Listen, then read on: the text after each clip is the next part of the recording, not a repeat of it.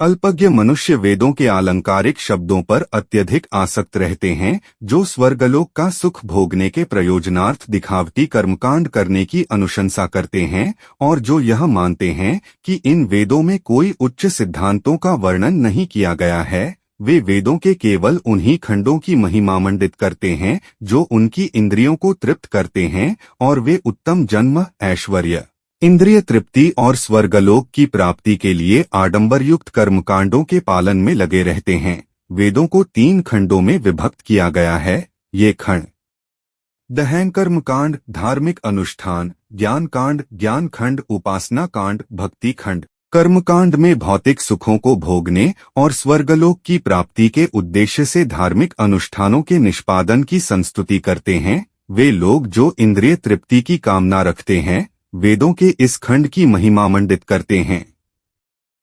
स्वर्गलोक में भौतिक ऐश्वर्य और इंद्रिय तृप्ति और जीवन का आनंद उठाने के भरपूर साधन उपलब्ध होते हैं, किंतु स्वर्गलोक जाने की कामना आध्यात्मिक उत्थान के लिए सहायक नहीं होती।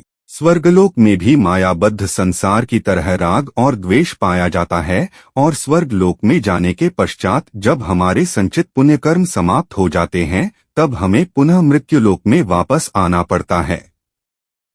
अल्पज्ञानी लोग स्वर्ग की कामना रखते हैं और सोचते हैं कि वेदों का केवल यही उद्देश्य है। इस प्रकार वे भगवत प्राप्ति का प्रयास किए बिना निरंतर जन्म और मृत्यु के चक्र में घूमते रहते हैं, जबकि आध्यात्मिक चिंतन में लीन साधक स्वर्ग की प्राप्ति को अपना लक्ष्य नहीं बनाते। जो स्वर्ग जैसे उच्च लोकों का सुख पाने के प्रयोजन से वेदों में वर्णित आडंबरपूर्ण कर्मकांडों में व्यस्त रहते हैं और स्वयं को धार्मिक ग्रंथों का विद्वान समझते हैं, किंतु वास्तव में वे मूर्ख हैं।